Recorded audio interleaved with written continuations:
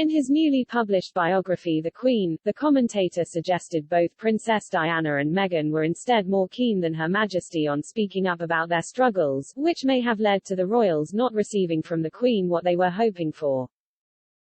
He wrote, "The Queen doesn't talk about her own feelings and she doesn't encourage others to talk about their feelings either." Diana had meeting after meeting with the Queen, who ultimately felt it was the same conversation happening over and over again.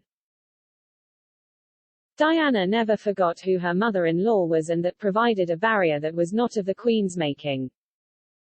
I don't know if Meghan was overawed in that sense, because Meghan was a grown woman with experience of life when she joined the royal family, whereas Diana was a young girl. But I think both women wanted something from the Queen that they didn't get.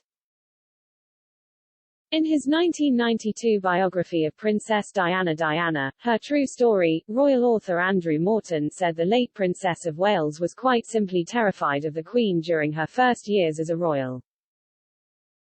He wrote, "In the early days, Diana was quite simply terrified of her mother-in-law. She kept the formal obsequies, dropping a deep curtsy each time they met, but otherwise kept her distance." As Diana's marriage with Prince Charles started to break down, the Princess of Wales turned to the monarch for help, according to royal expert Ingrid Seward. And the Queen was keen to overlook the fact that Diana would sometimes show up unannounced at Buckingham Palace for a private audience, the expert also claimed. She wrote in The Queen and Di, "At first, the Queen took a tolerant view of these unscheduled visits. Diana was usually in a lot better mood when she left than she was when she arrived," one of the Queen's staff recalled. In time, though, Elizabeth came to dread the meetings. After one session, a footman said, "The princess cried 3 times in a half an hour while she was waiting to see you." The Queen replied, "I had her for an hour, and she cried non-stop." Meghan has only spoken highly about her relationship with the Queen and even provided an example of how warm the monarch has been to her over the past few years. During the Duke and Duchess of Sussex's landmark interview with Oprah Winfrey, Meghan said, "So, there's the family, and then there's the people that are running the institution. Those are 2 separate things. And it's important to be able to compartmentalize that, because the Queen.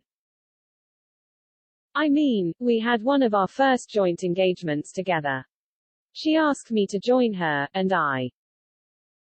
After clarifying she was speaking about her day of engagements with the Queen in Cheshire in 2018, Meghan continued, "We had breakfast together that morning, and she'd given me a beautiful gift, and I just really loved being in her company.